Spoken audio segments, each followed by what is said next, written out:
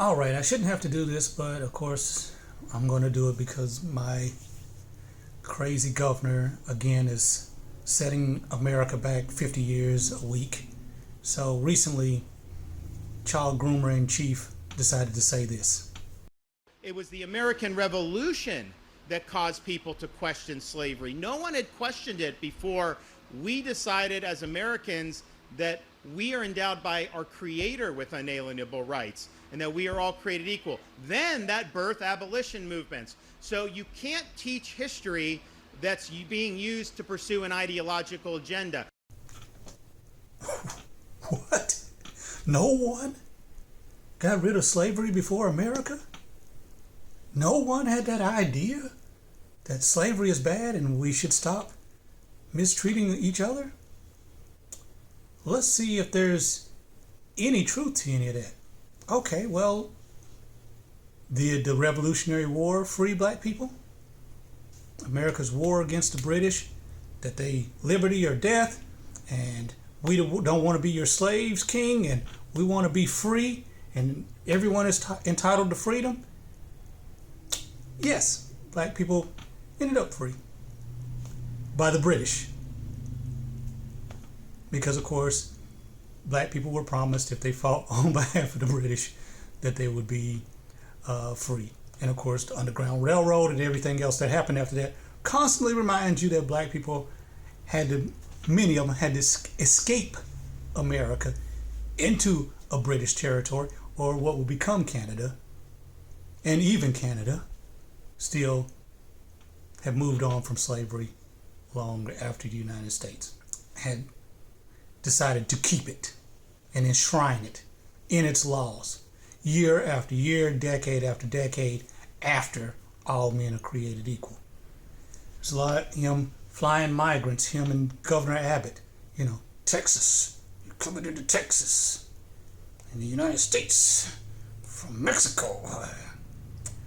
But history teaches us Texas was part of Mexico. The reason Texas isn't part of Mexico is because, let me get it right here. What do we have? Yes. Texas got rid of slavery. 1829. Finally got it done. And north of the Rio Grande, part of Texas, wanted to hold on to its slaves. Enslaved people, as it were. So they fought back. And more people in this country that was not considering getting rid of slavery came to Texas, squatted it, petitioned to be a state, and Texas joined the Union as a slave state. The Mexican Congress fully outlawed slavery in 1837, well before the United States did with the 13th Amendment in 1865. Texas won its independence from Mexico in 1836 and eventually joined the U.S. as a slave state. So the country that had to jump on it 50 years later hadn't made a move. The British, in their freeing,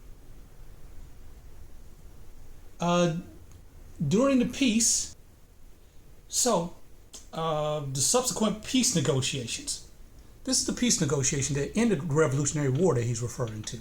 The negotiations called for all enslaved people who had escaped behind British lines to be freed. And the British had to pay the country of inalienable rights restitution to the owners who had lost their enslaved people, who had escaped to freedom away from all men are created equal. That's what happened. That happened November 30th, 1782, 5 years after they abolished slavery in the British Empire, including North America, what will become Canada, in August 1st, 1834. So, basically, by 1835, only country in North America holding on to slavery for dear life for another quarter century or more actually, is the country of inalienable rights, all men are created equal. That's what history teaches. That's what actually happened. That's why CRTR is important. That's why you need the 1619 Project, so that you're not molesting our kids with these lies. Because that's how it actually played out. What you're talking about never happened. Had anyone thought about getting rid of slavery before the United States? Everybody thought about getting rid of slavery before the United States. Never mind the Bible. Let my people go. This is not the first time enslaved people were freed. It doesn't even go back into even the history of this country. But you wouldn't know that because you don't have the right to know that, because child groomer in chief wants Confederate statues to be safe and American history to be doomed and eradicated. White Floridian parents have won all Fahrenheit 451 on history books. That's where we are. But just in case you didn't know any better, because your bigot parents don't want you to know any better, and our insane governors don't want you to know any better, I'm going to tell you a little bit better so you don't go out here and make a fool of yourself repeating this stupidity. Everybody. And the Revolutionary War did not end slavery in the United States. It did not. Black people would continue to be enslaved, some shape, form, or fashion, until basically, I don't know, a few generations from now. But in the legal sense, to basically JFK. Because we went into Jim Crow and segregation and everything else to maintain the de facto. In other words, once black people were actually freed, most of them went back to those same plantations and worked as sharecroppers and remained in bondage. That's how you get the civil rights movement 100 years after slavery ended. That's why you get the speech 6 months before JFK is killed and says, it's been nearly 100 years since Lincoln freed the slaves, but the Negro in America is still not free. How do we keep lecturing the rest of these countries around the world about freedom and democracy if we treat black people like this? That's what I believe got him killed. More than Castro, more than the mafia, more than anything else, is that stance. That speech. That's the things I would tie together in history. He made that speech, 6 months later, he's dead. Same way Lincoln's dead. Bullet to the back of the head 100 years earlier. Free the slaves, free the blacks, 100 years apart, bullet to the back of the head. Then who among us would be content to have the color of his skin changed and stand in his place? Who among us would then be content with the counsels of patience and delay?